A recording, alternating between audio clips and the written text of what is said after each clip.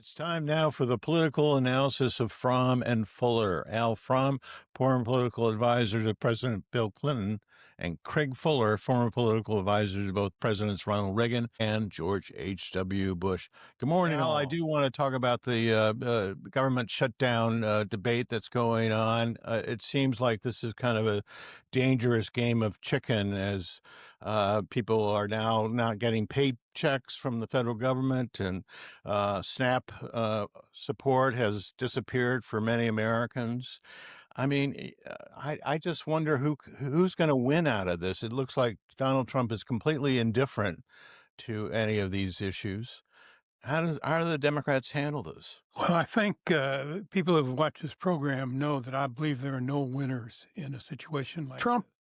Just seems unconcerned, but then he spent the whole year trying to eviscerate the government with Doge and all sorts of other things. And his view of government reform is ending programs he doesn't like. It's sort of his whole view of the government. If you don't like, or of the political landscape, if you don't like someone or you don't like a program, you just take retribution against it. And so yeah, I think he doesn't really care very much. He certainly doesn't have any great concern about government workers, so he's happy to let them have a little more discomfort. But I've been concerned since the beginning that uh, largely because of Trump's attitude and and the anti-government forces that seem to be dominating the Republicans in Congress, even though I don't believe all of them feel that way. That Democrats had more to lose. That there were other ways, in very effective ways, to deal with to try to switch the debate to healthcare, like with the subsidies for the Obamacare premiums, because they were going to the subsidies are going to run out at I think in December 1st, and so people would begin to feel them, and then it's easier to make the case when they're actually feeling them. But under pressure, I think, from some in the base of the party and a desire generally among Democrats to stick it to Trump, which sometimes can become counterproductive, they decided to tie this to the shutdown, and now it's a question of who's going to back down. This country's so polarized that it sort of blinds you from what the right decisions are. But I suspect we're going to we're going to see if some sort of a deal. I saw Majority Leader Thune went to the floor and screaming about how Democrats had 13 opportunities to fund SNAP, and uh, if they just voted for the continuation of the continuing resolution to keep government open at the same levels. Uh, but I think behind the scenes, if you can believe people like Leanne Caldwell of Puck, who seems to be pretty well uh,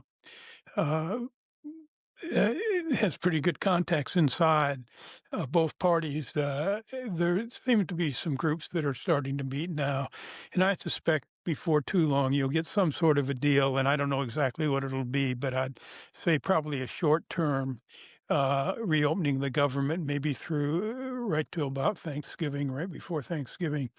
And as part of that deal for doing that, there would be separate votes on the healthcare subsidies and maybe on SNAP, uh, and and some other things.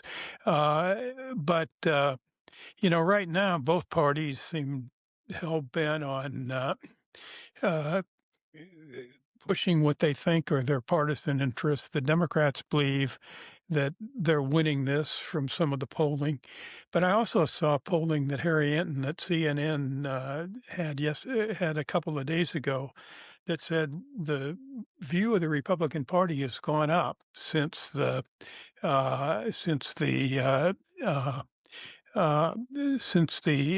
shutdown began, and that the generic House vote is Democrats now have about a 3% lead, but that's maybe a third of the lead they had going into 2018 when they really turned the House. So my guess is we will get to some sort of an agreement. I hope this week or maybe next week, but I also believe there's not going to really be a political winner from this. Craig, who blinks and when should they blink? Well, I'll yield to my friend Al that nobody wins in this. I agree with that. I think though Republicans are losing more, and and while there is a path forward, as Al described it, they seem so reluctant to pursue it. And if you look ahead, you have this food assistance program that provides nutritional assistance to 40 million people. 40% of those are children. 11% of those, 18% of those are elderly. 11% are disabled. Others are working, but working in kind of poor jobs, and they need the assistance. That has a tremendous impact across the country, and that's going to be so. This whole question of the insurance benefits and reaching November 1st without an extension, people are going to suddenly find, if they're on the federal assistance program, 30% increases we're talking about. And so that has real impact. And those things are going to make people feel worse about the party that's in charge. Unfortunately, our Republican Party. Trump's numbers are down. In some polling, he slipped below 40% approval. Some places he's there. Congress is down even further. They're below 30% approval in both parties. And so there's a lot of blame going around. But my reading of it is that Republicans are doing worse. Obviously, they're doing poorly with Democrats, but they're really also doing very poorly with independent voters. And the independent voter is getting more and more frustrated with the fact that Trump isn't engaging in this. When they ask about the approval of how Trump is handling it, his performance numbers are very bad.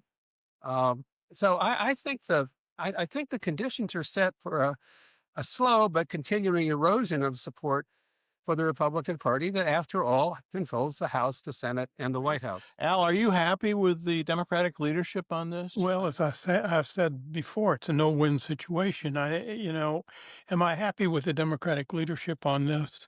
I would not have gone their way. I mean, I just because yeah, I mean, you got to look at things, I think, in a larger context. And the larger context is that Trump really doesn't give a rat's ass about government. And he wants to, he wants to stop democratic programs. During the shutdown, he stopped he stopped funding projects in blue states. I mean, he thinks he's president of half the country, and so the anything that gives him more discretion on how to spend federal money, uh, it's just absolutely incredible, and I don't think that's in the interest of Democratic constituencies. The interest group leaders may want to, punch Trump in the nose, and I understand why they want to do that, but he is president and he has powers and he abuses his powers, and we're giving him a platform, a means of abusing them, his powers even more. So I would have tried to keep the government open, and I would have tried to the subsidies for the premiums on Obamacare are an issue that I think will have real salience on its own, and I think they were right to make that the issue. Making that the issue outside of a government shutdown would have been better for the Democrats. I'm sure I'm in a minority on that in my party, But why do you want to have Trump give him more power to damage to stop programs in Democratic states and and to use the money as he sees fit. I just want to say, I lived through one of these crises. It wasn't a government shutdown crisis, but it was a crisis over who has the power or the purse in the 1970s when Richard Nixon tried to abuse the power of the purse and not spend money he didn't want to spend and spend money where he wanted to spend it. And we had a bipartisan reaction. And, I was working at the time for Senator Ed Muskie.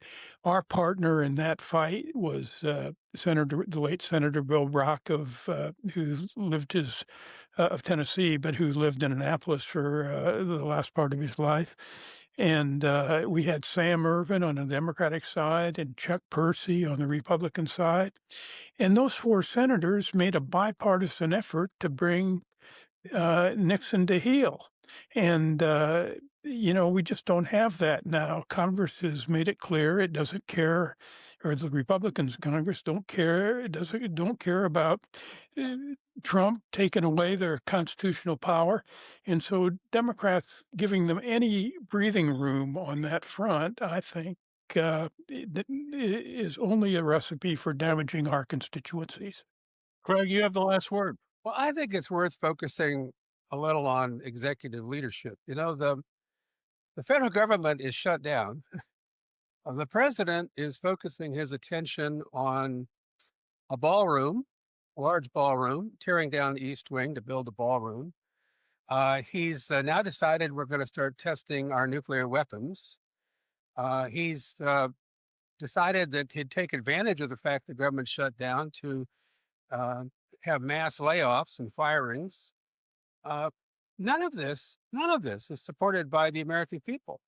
And I go back to the independent group, which is a very large block of voters these days, is not supporting the things the president is focusing his attention on.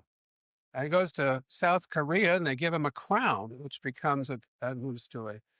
So when you look at what the president is doing, who is the chief executive of an executive branch that's shut down, he's paying no attention, seemingly, to the problems that many people are now feeling and will increasingly feel in the days and weeks ahead.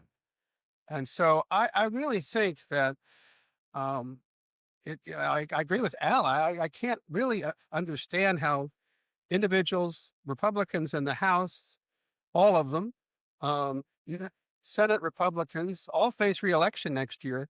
I just don't understand how they keep going along with somebody who's failing in the job that he has, whose poll numbers are falling, and somehow they feel beholden to him. It just makes no sense. But I will say that everything I've ever learned about presidential leadership is out the door with this administration, because they're simply failing to do the job they're supposed to be in there doing. Well, we have to leave it there. Al Fromm, Craig Fuller, thanks so much indeed. We will see you next week.